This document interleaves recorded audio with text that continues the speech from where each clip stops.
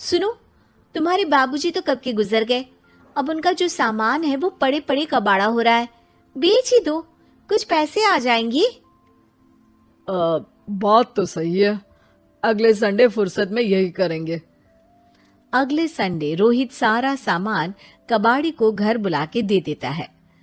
तभी उसकी नजर बाबूजी की पुरानी टीवी पर जाती है, जो इतने सालों तक कूड़े में पड़ी थी, फिर भी चमचमा रही थी। टीवी तो देखो, जैसे एकदम नई हो। हाँ, बाबूजी को टीवी देखना बहुत पसंद था। उनका सपना था कि वो टीवी पे आए। एक बार मौका भी था जब वो अपने गांव के गाने सुनाने किसी चैनल पर जाने वाले थे, पर मैं और मेरा भाई लड़ पड़े और बाबूजी को घर पर ही रुकना पड़ा। चला के देखें क्या? हाँ हाँ, क्यों नहीं, देख लेते हैं। पर शायद ही चले। बाबूजी ने उस लड़ाई के दिन के बाद टीवी देखना ही छोड़ दिया था। टीवी चालू करने के लिए उसमें केबल वायर लगा दिया जाता है। एक न्यूज चैनल चालू हो जाती है। स्वर्ग की सीढ़ी के रास्ते हैं तीन, तीनों के तीन रास्ते हैं संगीन। पहला रास्ता है सांप की बीन, दूसरा रास्ता घर में बिछा कालीन, तीसरा रास्ता कलकत्ता से चीन। ये क्या बकवास खबर है, कुछ अच्छा लगा दो। अरे आप बोलो तो सही, कोई अच्छी खबर सुना देता हूँ। मेरा तो काम ही खबर देना है। अरे बाप रे, टीवी बात कर रही है। हाँ, ये न्यूज वाला मुझसे। हाँ हाँ, आपसे ही तो बात करूंगा ना, आपके घर में हूं तो। अरे ये सपना है क्या? तुम हमसे बात नहीं कर सकते? अरे सपना नहीं भाई साहब, ये टीवी जादुई टीवी है। बोलो क्या खबर सुननी है, वरना ब्रेक लेने का टाइम आ जाएगा। सुप्रिया घबरा के टीवी बंद कर देती है। वो क्या था? अरे एक बार और चालू करके देखे, फिर से बात करेगा तो चैनल बदल देंगे। सुप्रिया फिर टीवी चालू कर देती है। अरे ऐसा कोई मुंह पे टीवी बंद करके जाता है क्या? मुझे बुरा लगा आपका नेचर। चाय पानी तो पूछो। सुप्रिया टीवी के बटन से चैनल बदल देती है। अब टीवी पर एक फिल्म चल रही है। अरे ये तो सूर्यवंशम है ना? हाँ, और ये ठाकुर को जहर की खीर दे दी और उसको पता भी नहीं है। ए भाई, खीर मत पीना, उसमें जहर है, मत पीना। ठीक है महाशय, जैसा आप कहें। हाँ।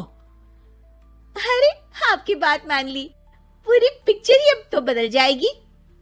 मतलब ये सच में जादुई टीवी है? तभी वहां कबाड़ी आ जाता है। भैया, टीवी के 150 रुपए दूंगा, चलेगा? अरे 1.5 करोड़ में भी ना दे तुमको ये टीवी हम। अरे 1.5 करोड़ खरीदने को होते तो तुम्हारे घर में ये पानी चाय नहीं पीता, अंबानी या टाटा के घर बैठा कोल्ड कॉफी पीता। रोहित कबाड़ी का हिसाब करके उसे वहां से चलता करता है और अपने भाई शशिकांत को फोन लगा के बुलाता है। शशि थोड़ी ही देर में वहां पहुंच जाता है। क्या हो गया भैया? अरे बाबूजी का टीवी याद है? हाँ हाँ, जिसमें घुसे रहते थे हमेशा वो, और अपने को कुछ नहीं देखने देते थे। अरे वो अब जादुई टीवी बन गया है।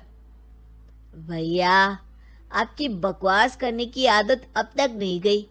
अरे आपके घर में बच्चे हैं, अब तो बड़ों जैसी बात करो।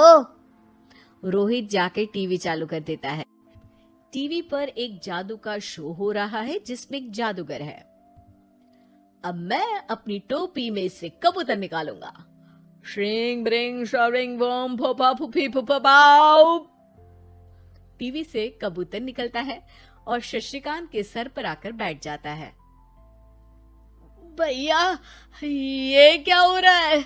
भैया इसे उड़ाओ। ए कबूतर, जा जा, कबूतर चल निकल। अब मैं टोपी में से सांप सुनते ही शशिकांत कांप जाता है और भाग के टीवी बंद कर देता है। भैया सॉरी भैया, मैं समझ गया ये सच में जादुई टीवी है, पर एक बार और ट्राई करते हैं। पर भाभी, कोई दूसरा चैनल लगाओ जिसमें डर ना लगे। सुप्रिया टीवी चला देती है और न्यूज लगा देती है। अरे कितने दिनों बाद मुझे याद आया, बताइए क्या खबर सुनाओ। और ये नया आदमी कौन है?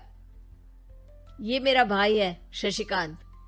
ओह यस, वही है ना जिससे तुम लड़ लिए थे किसी बात पे और तुम्हारे बुढ़ाओ पिताजी गुस्सा हो गए थे और टीवी को संन्यास दे दिया था। हैं? तुमको कैसे पता ये सब?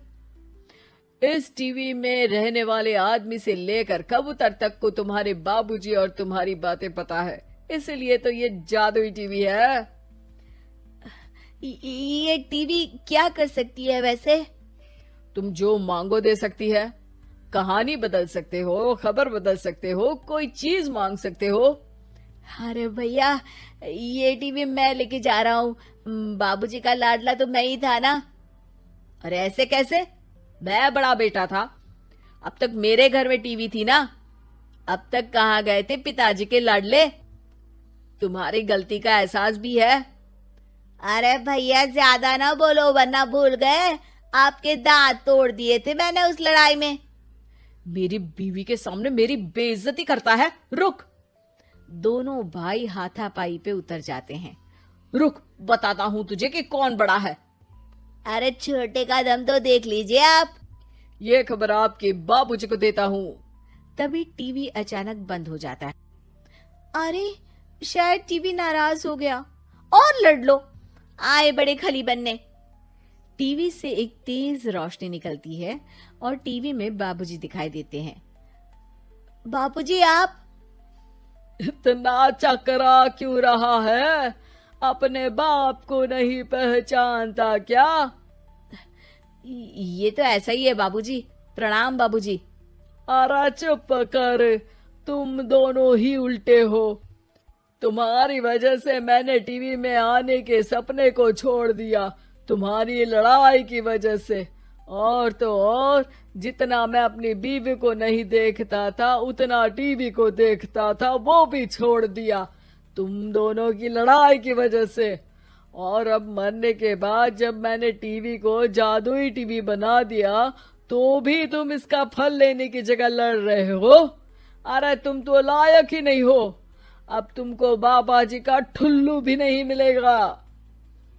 बाबूजी चले जाते हैं। टीवी बंद हो जाता है। रोहित और शशिकांत गिड़गिड़ा के टीवी के सामने हाथ जोड़ के बाबूजी को बुलाते हैं, पर टीवी सिर्फ धुआं निकालता रहता है।